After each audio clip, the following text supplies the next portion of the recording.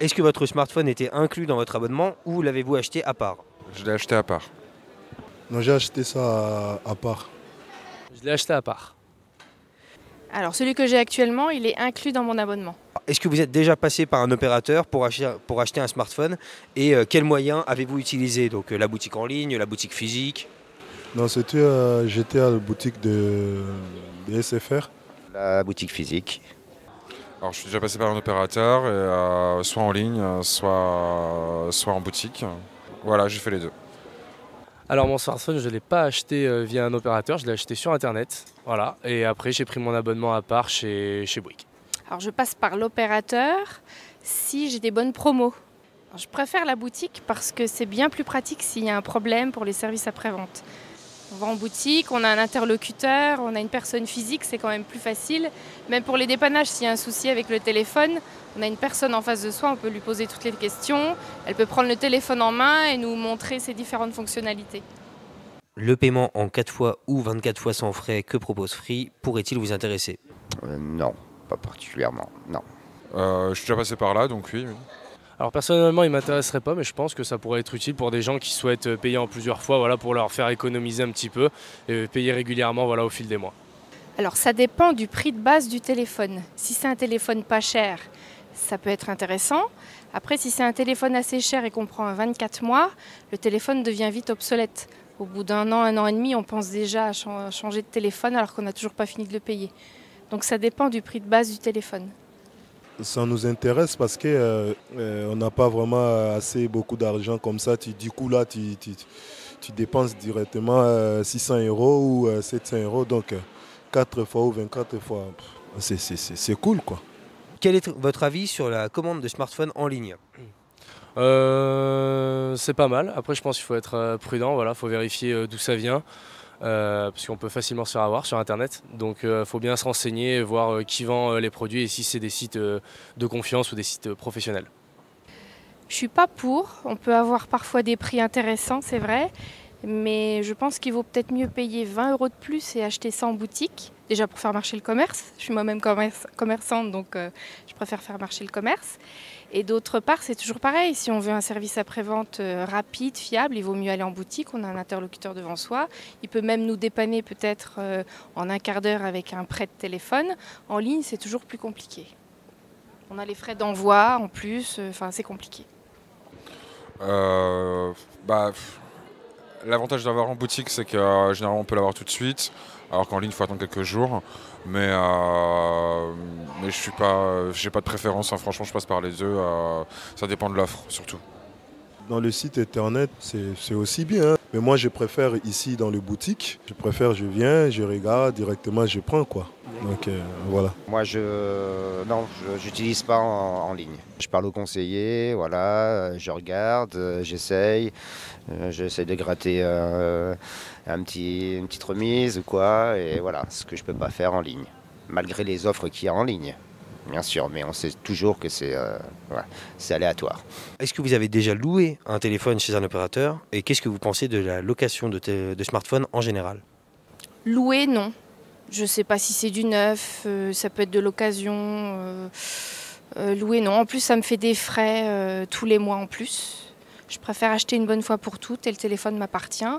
Et je peux peut-être le garder plus de 2 ans en plus s'il est fiable et si c'est une bonne marque. Donc voilà. J'ai déjà loué une fois un smartphone chez un opérateur, chez Free d'ailleurs. Mais le fait de devoir ensuite, pour l'avoir, repayer, je crois, quelque chose, ça me plaît moins en fait. Voilà. Le fait de ne pas l'avoir à soi en fait. Alors j'ai jamais jamais loué un téléphone à un opérateur. Et c'est un peu compliqué la question de location de téléphone, parce que c'est vrai qu'aujourd'hui les gens sont happés par leur smartphone et c'est vraiment quelque chose, c'est devenu très possessif en soi. Donc c'est vrai que la location, ça pourrait être intéressant vis-à-vis de ceux qui n'ont pas envie d'acheter un portable super cher. Mais c'est vrai que ça risque d'être difficile d'enlever ce côté possessif qu'ont les gens vis-à-vis de leur smartphone.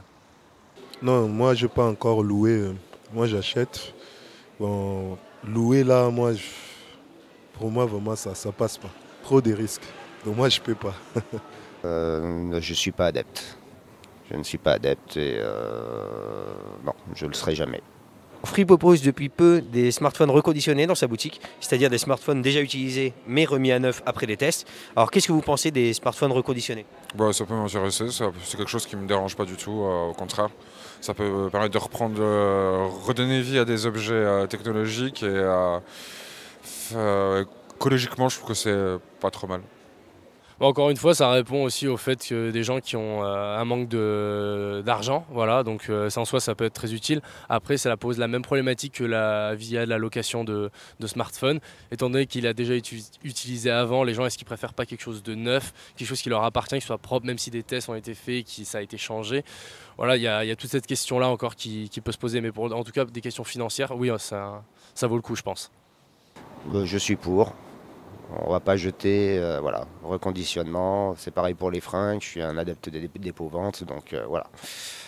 Bon, si c'est bien travaillé, c'est aussi moins cher quoi, par rapport au neuf. Donc si c'est bien travaillé, je prends quoi. Ça peut peut-être être bien, mais pour avoir pas forcément testé, mais mes collègues ont testé les téléphones reconditionnés. Il y a une garantie de 3 mois ou 6 mois dessus. Très souvent, juste après la garantie, le téléphone ne fonctionne plus. Donc non, pas forcément. Vaut mieux acheter neuf. On a une garantie de 1 an ou 2 ans dessus. Et s'il y a quoi que ce soit, c'est échangé pour du neuf. Dans le cadre d'un achat de smartphone reconditionné, préféreriez-vous acheter ce type de smartphone chez un opérateur ou un vendeur tiers? Personnellement, mon téléphone, je l'ai acheté chez un vendeur tiers. Voilà. Après, c'est vrai que on a toujours un peu envie d'aller chez les opérateurs, parce qu'on a besoin d'avoir confiance. Et c'est vrai que les opérateurs peuvent nous garantir des bons téléphones sans arnaque. Après, voilà, en termes de prix, c'est pas forcément le meilleur. Donc, je pense que c'est à chacun de décider quels sont les avantages et les inconvénients de chaque chose. Voilà. Bah, c'est sûr que chez un opérateur, je ferais me sentir un peu plus en sécurité. Après, je suis pas contre aller acheter chez un revendeur tiers, mais chez un opérateur, oui, j'aurais une préférence chez l'opérateur quand même. Pour moi, je préfère opérateur quoi. Pour moi, sécurité quoi, le téléphone, donc voilà. Je peux changer, je viens, je dis que non, voilà, je change ça, je prends ça. C'est cool quoi. Chez un opérateur ou au buraliste ou n'importe où, voilà, où je peux les trouver. Voilà. Non, j'ai pas de préférence chez l'un ou l'autre. Pas un vendeur tiers. Un vendeur tiers, c'est sûr, j'aurais moins confiance. Un opérateur, oui, j'ai plus de confiance. Et c'est pour moi certainement un gage de fiabilité et de qualité.